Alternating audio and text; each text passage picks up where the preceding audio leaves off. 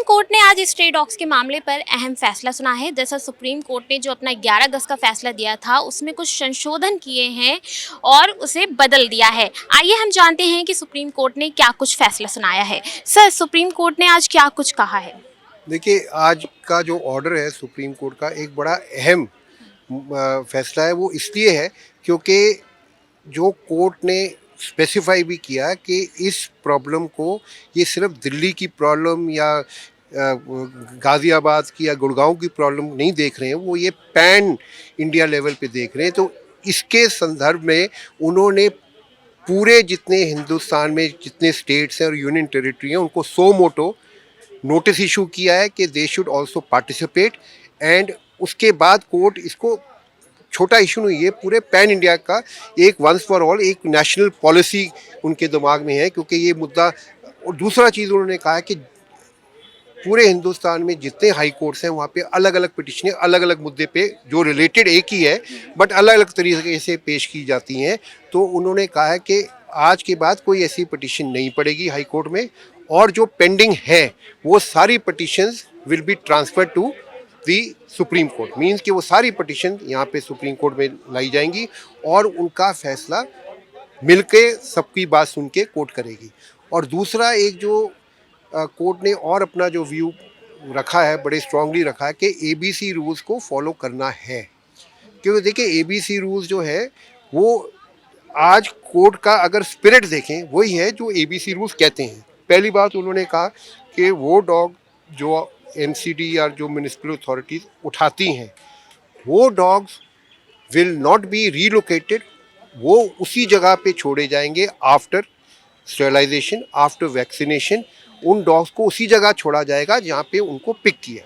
ये बहुत बड़ा एक रिलीफ है जो लोगों के दिमाग में, जो डॉग लवर्स हैं उनके दिमाग में एक सशोपंच था कि उन बच्चों का क्या होगा, वो कोर्ट ने क्लियर किया है।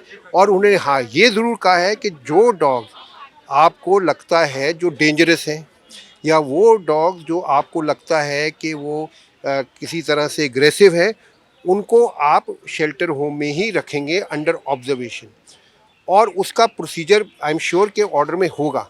बट अगर उसका प्रोसीजर कोई आइडेंटिफाई नहीं भी कोर्ट ने किया, एबीसी रूल्स में पर्याप्त प्रोसीजर है, मैकेनिज्म है कि आप कैसे किस तरह से आप आइडेंटिफाई करेंगे कि ये पर्टिकुलर डॉग ये सोसाइटी के लिए डेंजरस है, फ्यूरस है या इसका रेबीज़ है। तो उसका प्रोसीजर है। ये जो स्टेरिलाइजेशन है आज की डेट में, अगर स्टेरिलाइजेशन कर रही होती सरकार तो ये जो इतना बड़ा इशू बना है ये नहीं बनता।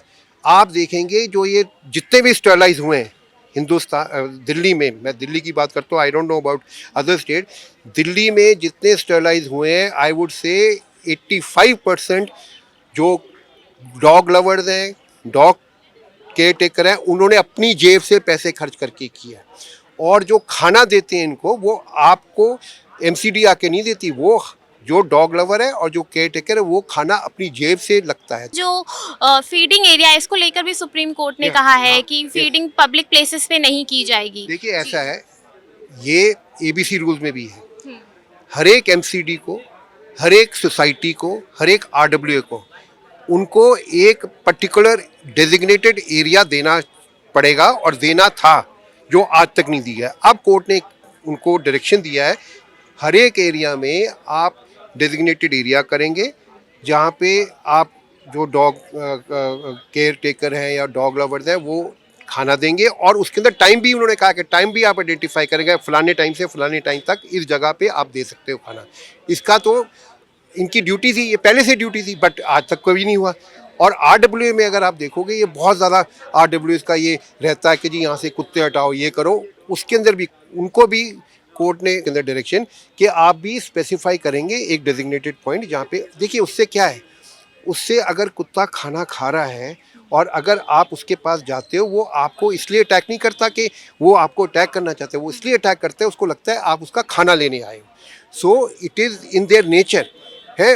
अगर आप 4 बजे से 5 बजे तक फॉर एग्जाम्पल रिज्यूमिंग टाइम रखा है, तो लोगों को भी पता है, रेजिडेंट को भी पता है इस टाइम उनको खाना मिल रहा है, तो वहाँ पे आदमी नहीं जाएगा। उसके बाद जब उनको खाना पेट भर गया तो हम्म। आप घूमिए, उसी जगह घूमिए जहाँ पे आप खाना देता है, कोई कुत्ता आपको तंग नहीं करेगा। सर पर ऐसा कहा जा रहा है कि पिछले साल पूरे 37 लाख कुत्तों के बाइट के मामले सामने आए हैं, इस पे क्या कहेंगे आप? अभी अप्रैल में 2025 में पार्लियामेंट में ये क्वेश्चन पूछा गया कि 2025, 2024, 2023 और 2022 से आप ये बताइए पैन इंडिया में कितने लोग रेबीज से मरे हैं। तो उसके अंदर 25 में सरकारी आंकड़ा बता रहा हूँ मैं, उन्होंने 0 रेबीज डेथ बताई है। अब ये जो हमको पता चला, अब ये काउंट कैसे करते हैं, बाइट कैसे काउंट करते हैं। अगर मुझे कोई डॉग ने बाइट किया है तो मेडिकल ये अथॉरिटीज़ कहती हैं कि आपको 5 शॉट्स लेने हैं एंटी रेबीज़। तो 5 शॉट जो एंटी रेबीज़ है वो 5 बाइट मानी जाती हैं। मतलब एक कुत्ते ने एक आदमी को काटा है तो वो एक ही बाइट होगी ना, मगर क्योंकि 12 उसको टीकाकरण हुआ है तो 12 बाइट मानी जाती हैं। तो इस हिसाब से ये जो कि जी 37 लाख 40 लाख ये है, सब इन्फ्लेटेड है।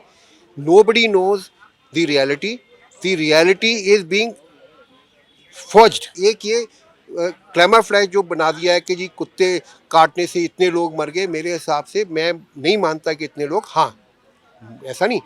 इस तरह से देखा जाए तो आप मतलब आपके मीडिया पे, सोशल मीडिया पे देखेंगे dogs are being raped and by human है। वो अगर आप देखें जो मरे उससे ज़्यादा वो केसेस आपको मिलेंगे। सो ये जो चीज़ें हैं ये सब बनावटी हैं, रियलिटी से बहुत दूर है। I would consider reality is what government of India has given in parliament. उसको आप देखें, उस आंकड़ों को देखें तो इतना बड़ा ये मेनेस नहीं है जितना मेनेस ये सोचा जा रहा है और बनाया जा रहा है। तो आपने देखा कि कैसे उन्होंने बताया कि जो सुप्रीम कोर्ट है उन्होंने आज इस फैसले को पूरे देश में लागू करने की बात कही। सुप्रीम कोर्ट ने कहा है कि एबीसी रूल के थ्रू ये फैसला लागू किया जाएगा। जितने भी आवारा कुत्ते हैं जो बीमार हैं उन्हें सिर्फ शेल्टर होम में रखा जाएगा, या जो आक्रामक हैं उन्हें सिर्फ शेल्टर होम में रखा जाएगा। इसके अलावा बाकी कुत्तों को वैक्सीनेशन और स्टेलाइजेशन कराकर उनको वापस उनके इलाकों में छोड़ दिया जाएगा। मैं रहनमा, कैमरामैन विनोद के साथ नवोदय टाइम्स पंजाब केसरी।